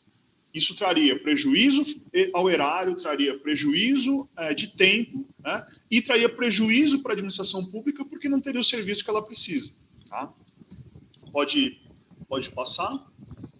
Tá, que são as referências, mas eu só queria mostrar aqui um mapa de gerenciamento de riscos para vocês terem uma noção do que a gente utiliza lá no tribunal. Essa foi uma construção que eu fiz lá para o setor, né, com base em alguns órgãos da administração pública também, mas como eu disse, ele está constantemente sendo alimentado por uma melhora qualitativa desse documento, né?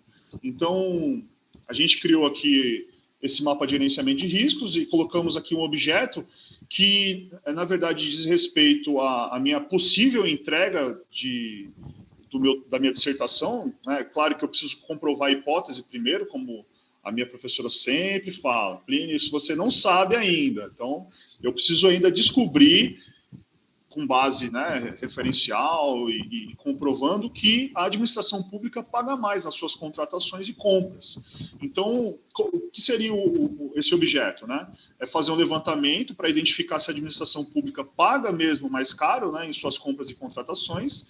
O escopo seria examinar os processos de compras e contratações mais usuais dos municípios de Mato Grosso do Sul dos últimos 5 anos. Não que eu vá fazer isso, tá, professor? É só... Não assustar não, porque a gente não conversou sobre isso, né? Produto final seria a contratação de uma empresa especializada em elaboração de um sistema, um software ou um aplicativo. Aí eu inventei o nome, né, denominado Olho de Horus, com o objetivo de construir bases de dados contendo as informações a respeito dos processos de compras e contratações dos municípios de Mato Grosso do Sul. As partes interessadas seriam os municípios do estado, né, os fornecedores de produtos e serviços que contratam com a administração, a própria administração, né, aí representado pelos municípios, ou até mesmo o Estado, né, o governo do Estado, e as autarquias, e empresas públicas, etc. E a sociedade, né, que ganha com essa construção de gerenciamento de risco, para a gente alcançar aí valores compatíveis com o mercado, se é que a administração pública paga mais caro nas suas contratações e compras.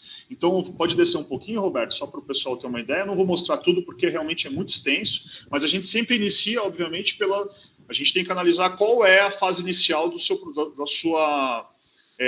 sua administração pública, né? Então, lá no tribunal, a gente inicia com a formalização da demanda. Então, a área demandante tem uma demanda e ela faz a abertura desse processo, formaliza essa demanda e aí dá o start no planejamento da contratação e a seleção do fornecedor. Então, a gente vê aqui, ó, o que o Diogo até mencionou e o Haroldo mencionou também, que a gente, às vezes, utiliza uma ferramenta sem saber que é uma técnica, né, para aquilo. Daí a importância da gente estudar mesmo, né, conhecer mais a fundo as ferramentas que circundam aí esse universo. E a matriz Gucci, embora eu tenha feito esse documento sem conhecer a matriz Gucci, ela tem aqui similitude, né, em quase toda a sua estrutura com o que eu aprendi aqui estudando para a apresentação. Então aqui a gente vê qual é o risco, né, a gente identifica o risco, tá? Então aqui no caso só esse primeiro quadro é identificar a demanda e dimensionar os quantitativos e qualitativos necessários ao atendimento pleno, que já do início é algo muito sério, porque você pode comprometer todo o processo licitatório se você não souber o que você quer comprar, se você não souber o que você quer contratar. O que a gente parece que é algo simples, mas muitas das vezes, por falta exatamente de ter uma pessoa especializada naquele setor, traz o prejuízo porque o setor, às vezes, não consegue dimensionar o que ele precisa e nem saber o que ele quer comprar, o que ele quer contratar. Então, isso é muito perigoso, né? E, assim, lá no tribunal, o que eu tenho visto é que a gente tem conseguido trazer das áreas demandantes sempre pessoas que conheçam muito bem o objeto, né? Exatamente para a gente não ter esse tipo de problema. Então, pode descer mais um pouquinho, só para mostrar o último quadro aqui. Aqui a gente vai mais para o final para a gente ver uma parte mais para frente. Aí eu finalizo. Elaboração do TR, né? Fase da aprovação. Pode ir mais para baixo, Roberto. Já para a gente ver como que é importante não só fazer o mapa de gerenciamento de risco com relação à fase preliminar, né? Pré-contratual, como também... Aí, aqui a gente já chega na fase contratual. Ó. Pode subir um pouquinho? Pode subir um pouquinho, ó. Aqui a gente já está numa fase das garantias da execução do contrato, né? Ou seja, aqui também é de suma importância. Imaginem vocês que a gente trata de contratos milionários e eu não tenho uma garantia. E aí, infelizmente, a administração pública não pode errar nesse sentido. Por quê? Se eu contrato uma empresa e essa empresa me promete uma entrega e não me faz a entrega, como eu fico, né? Então, a administração pública tem que se valer de mecanismos. A gente tem também, na parte de direito administrativo, chamadas cláusulas exorbitantes. São cláusulas realmente que trazem uma proteção ao interesse público. Então, aqui também a gente já está falando aqui de uma fase lá na frente, na fase contratual, e esse mapa ele vai seguindo aí, né, ele vai sendo alimentado. Só para vocês terem uma ideia, eu finalizo mesmo, de verdade, existe uma instrução normativa número 5 de 2017 que trata das fases que você tem que inserir informações ou que você tem que inserir o mapa de gerenciamento de riscos. E lá no artigo 26 ele é bem claro, ele fala que existem várias fases, né?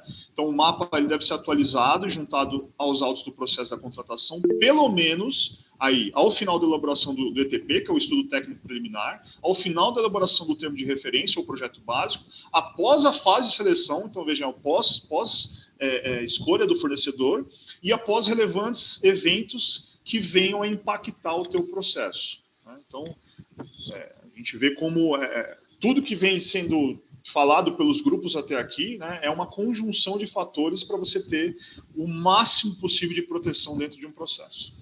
Era isso. Obrigado. Muito bom, grupo. A apresentação de vocês superou o vídeo. E acho que vocês devem saber disso, né? Então, tá. Bom, primeiro, deu uma voz aqui? Alguém abriu o microfone, não? Não, eu falei muito, só concordei com você. Falei, pronto, vozes agora no meu ouvido. Bom, não preciso dizer, né, que seu primeiro exemplo, Plínio, talvez a gente não vá conversar sobre ele aqui, né? Então, mesmo porque eu tenho uma pergunta pronta aqui, e eu fui dando ok nas perguntas que eu ia fazer, que vocês apresentaram e vocês responderam, tá? Então, por isso que é importante a gente ter esse momento aqui. Muitas vezes só nessas atividades mesmo, vocês não conseguem expressar tudo tanto quanto a gente conversando aqui ao vivo, tá? E aí, tanto que esse seu primeiro exemplo aí, ele tem um grande risco de variabilidade, de ambiguidade das suas atividades, né? Porque isso vai depender de quem que é essa opinião aí que você consultou, mas apesar aí de toda a brincadeira, tudo que rolou um monte de coisa aqui no chat, não sei se você chegou a ver, até quem foi, Matheus, foi lá no PMBOK procurar a estimativa análoga para comparar com os casamentos anteriores com o casamento atual. Então, assim, Matheus trouxe um benchmarking do casamento, né? Então, bem, como eu disse, variabilidade e ambiguidade está aí no exemplo como um todo, tá? Mas voltando e pensando na prática, assim, de vocês, qual é o projeto que vocês estão trabalhando na disciplina? É esse que vocês apresentaram agora? Qual que é o produto que vocês estão se propondo aqui para nós? Deixa bem claro. O produto seria essa parte final mesmo. Porque ele na parte final... Apresenta de novo, Roberto, para a gente, por favor, lá na primeira página. Por gentileza, não sei se está aberto aí, se você já fechou. Todo mundo tem 2 telas, menos eu? Só um minutinho, professor, vou abrir aqui de novo, tinha fechado. Tá bom. Que tem lá... minha memória.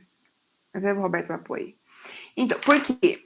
Porque quando a gente define aí essa primeira parte, né? Obrigada, Fabiana. Obrigada, tá? Porque eu tô vendo todo mundo olhar assim do lado, ó, e do lado aqui tem uma parede, né? E todo mundo muito chique.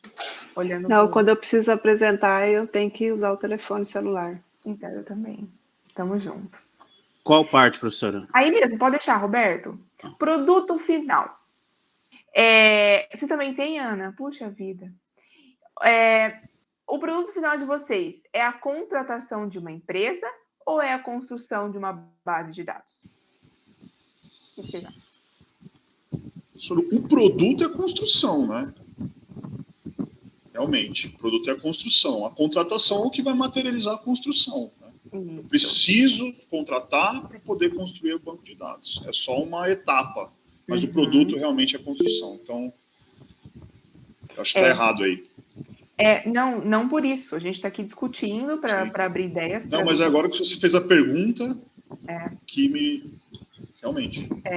E a gente vê, assim, num produto final e até num objetivo, quando vamos escrever, pela quantidade de verbos que tem na frase, entendeu? Então, assim, não é a elaboração, não é a contratação, mas se fosse o contratar uma empresa e construir uma base de dados. Ainda além, tem um no meio, elaborar o sistema de software aplicativo, né, e o nome dele.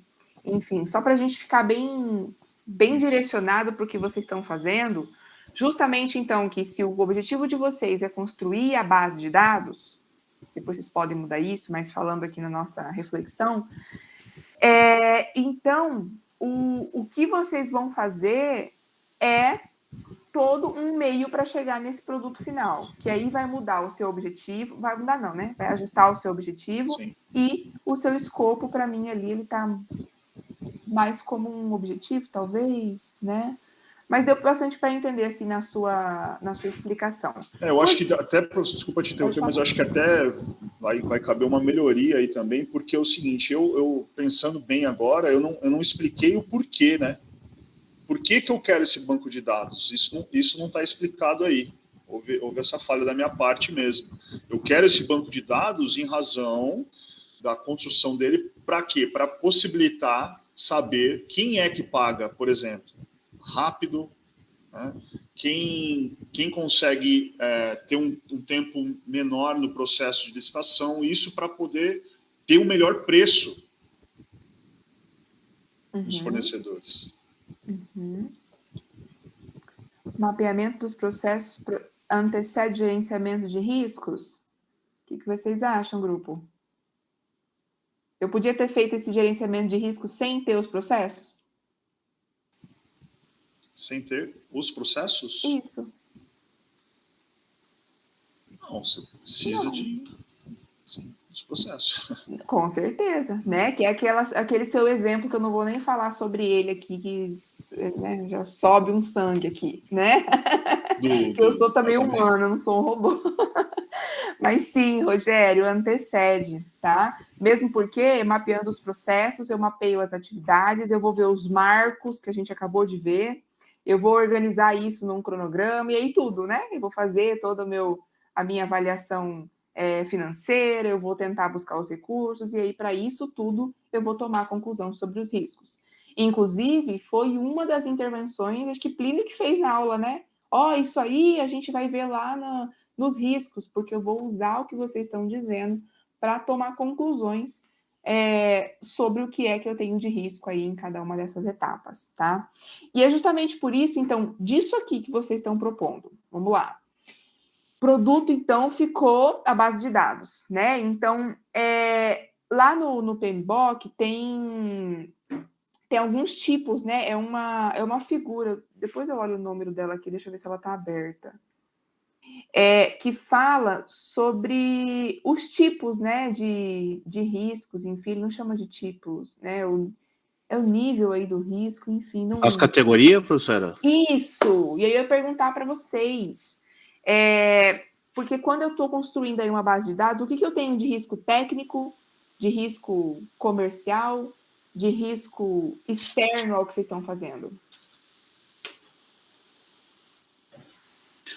Bom, o técnico seria não ter pessoas capacitadas, né, para poder administrar e gerir esse banco de dados, né, pessoas com conhecimento suficiente para administrar, para trabalhar essas informações.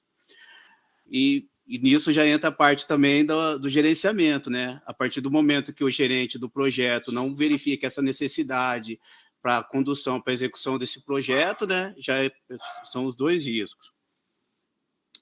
Bom, o comercial está relacionado ao valor, né, que dependendo, como é um caso muito específico, né, então pode acontecer de ter valor acima do mercado, essa parte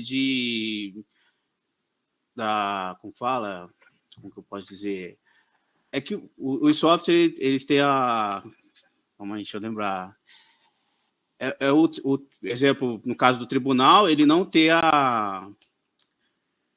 vamos dizer assim, eu não sei o nome técnico, mas a matriz, né? Ele não ser dono da tecnologia, né? E no futuro, essa empresa falir ou mudar e no tribunal perder esses dados, o que a gente vê acontecer muito no interior, em relação à parte contábil lá das assessorias, né?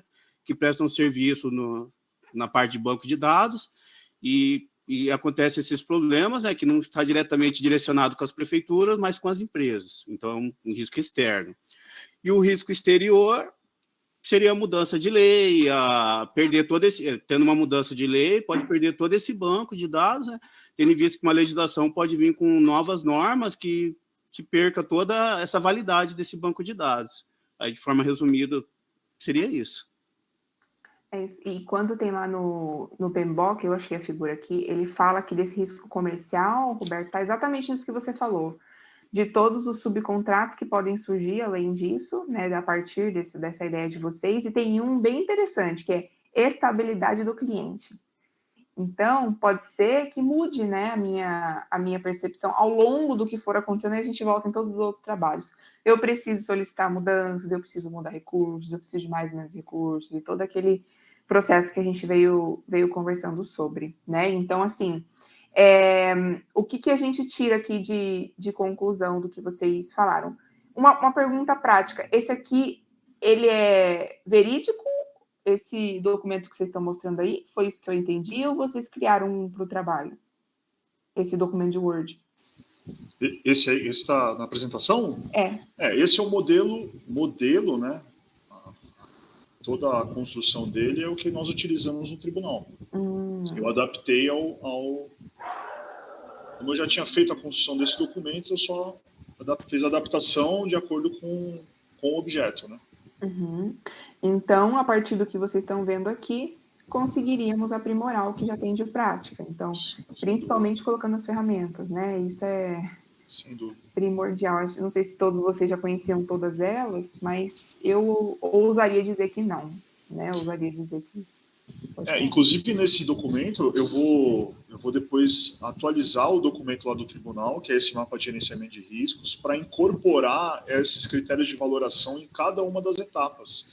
Porque eu consigo fazer ele em cores até, né? Então, amarelo, vermelho, enfim, para poder identificar quais são as prioridades em cada etapa e o que eu tenho que ter mais atenção, que é o que o Roberto até mencionou em uma das entradas, que são os alertas.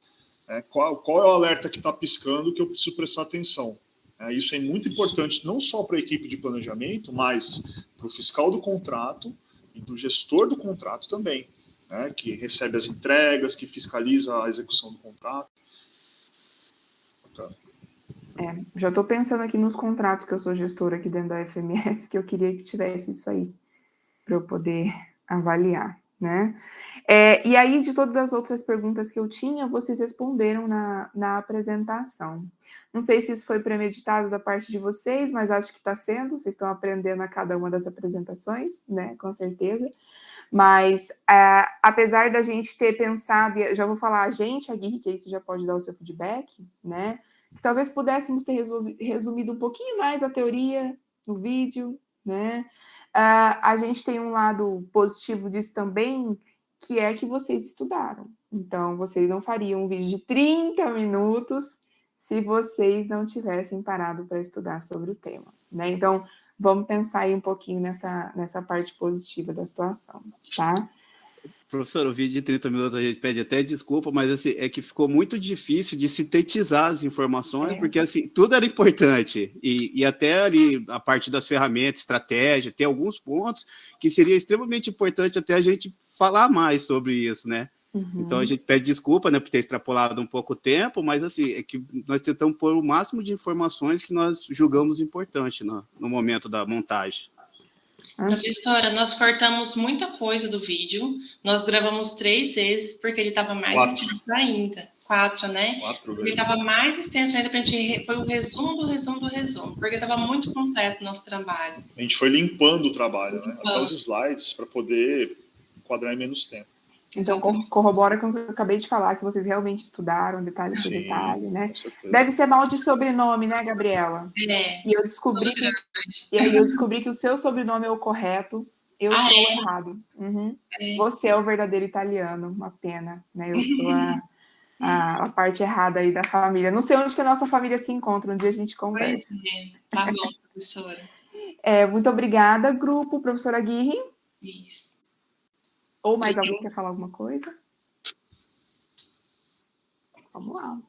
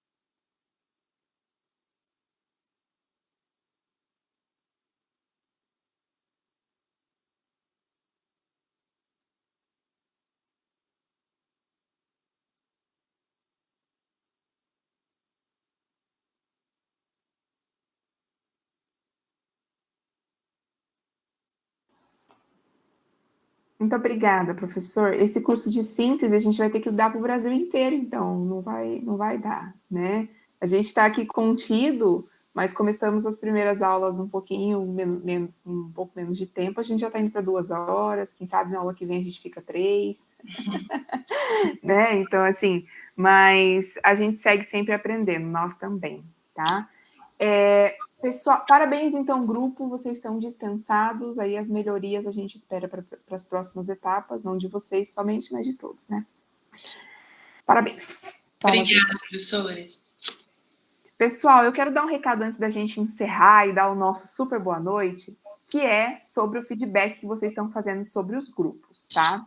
Eu abri alguns aqui, e eu vou pedir para quem ainda não fez, que entre lá no formulário e preencha o feedback que vocês vão fazer para os grupos. Eu já falei para vocês que esse feedback não vai ser dado nome aos avaliadores, mas eu gostaria de pedir uma coisinha para vocês, que é que quando vocês forem dar o feedback para os colegas, que vocês mantenham a coerência do começo ao fim. Eu vou dar um exemplo, obviamente não falarei nomes, né? Então, a gente tem alguns feedbacks falando só coisas boas. Adorei o trabalho, foi muito bem apresentado, gostei muito. Aí, lá no final, qual é o potencial de aplicação desse trabalho? Baixo potencial.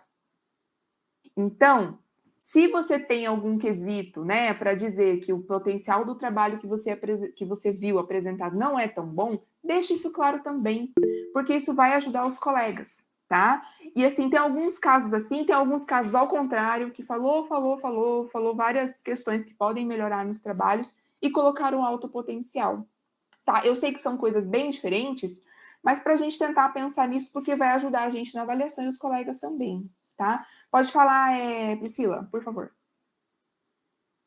Tá, professora, a respeito dessa questão, agora que você falou, eu fiquei em dúvida, porque a pergunta é a respeito da realidade onde a gente está inserido. Então, eu imaginei no contexto onde estou inserido para poder responder, não relativamente ao próprio trabalho dos colegas, entende? Sim, eu entendi. E o que acontece? Seria do conteúdo mesmo, do conteúdo que foi apresentado por eles aqui, talvez... Então, todos os meus feedbacks nesse aspecto aí não estão coerentes, porque eu imaginei a realidade onde eu estou inserida, né, profissionalmente. Eu vi aqui Fernando falando. Pode falar, Byron.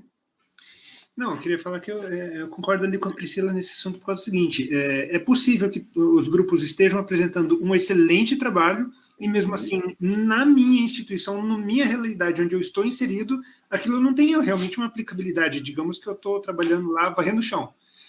Sei lá, aí eu vou falar do coisa financeiro, dos custos financeiros de compra de alguma coisa. Então, tipo, pode ser que tenha uma apresentação excelente, fantástica de todos os grupos, e mesmo assim isso não se aplica na minha realidade. Nas minhas avaliações eu também estava usando assim, esse contexto da Priscila, que, enfim... Tá, eu levo isso em consideração quando eu for olhar, e até, quem sabe, elimino essa última pergunta aí, então, tá? Porque o que eu vi? Que vocês falaram... tudo estava bem nessa linha mesmo, de você fazer o feedback para os colegas, enfim. E a última pergunta, ela não está bem elaborada mesmo. Pode ter ficado esse risco da ambiguidade aí no processo de feedback. Mas, então, deixamos desse jeito, tá? Eu fui ler o comentário ali. Mas, então, mantemos. Eu só peço que vocês façam, então, todos os feedbacks na medida do possível, tá? Eu já vi que vocês estão conversando sobre quem não teve acesso ou não aos vídeos. E isso, por favor, o mais breve que vocês conseguirem, porque vai chegar na última apresentação da semana que vem e vou ter que compilar tudo isso. Então, se tudo tiver já mais pronto lá, vai me ajudar, tá? Pode falar, Fernando. Eu tô com uma dúvida e eu tô com vergonha. Pode ser que eu tenha sido mocorongo e não tenha achado. Mas eu não achei o link dentro do AVA, por exemplo, desse feedback. Eu tenho que procurar no WhatsApp toda vez. Seria interessante colocar no AVA também. Tá, eu coloco sim. Eu acho que eu mandei só no e-mail de vocês, né? Não coloquei lá no AVA. Tá bom. E-mail? Está com uma mensagem no AVA, professora. A senhora mandou uma mensagem para o AVA. Aí dá para acessar ali também. Então, eu mandei lá pelo AVA. Eu coloco lá, debaixo de onde está o link aqui, sabe? E vou colocar lá o link do feedback daqui a pouquinho, tá bom? Para facilitar para todo mundo, tá? Não, eu tinha mandado, sim, senhor Fernando. É só você colocar no favoritos do seu e-mail que você vai achar. Brincadeira, eu vou colocar lá, tá? Mais alguma questão sobre o feedback que vocês estão fazendo? Eu vou desconsiderar, então, aquilo de acordo com as outras respostas, tá? Se não tem mais nenhuma pergunta, acho que encerramos. Só fazer um registro que daquela parte lá do divórcio lá, qualquer coincidência é mera. Como é que era mesmo? Então, qualquer coincidência, né? Como que é qualquer semelhança com a realidade. Qualquer semelhança, exatamente. Qualquer semelhança é mera coincidência. Um dia a gente marca uma aula só para discutir essa Gucci sua, tá? Valendo nota. Ai. Maravilha, pessoal. Boa noite, então. A gente se vê na semana que vem. E estamos por aqui se precisar de alguma coisa. Tchau. Tchau. Boa noite. Boa noite. Boa noite. Boa noite. Boa noite.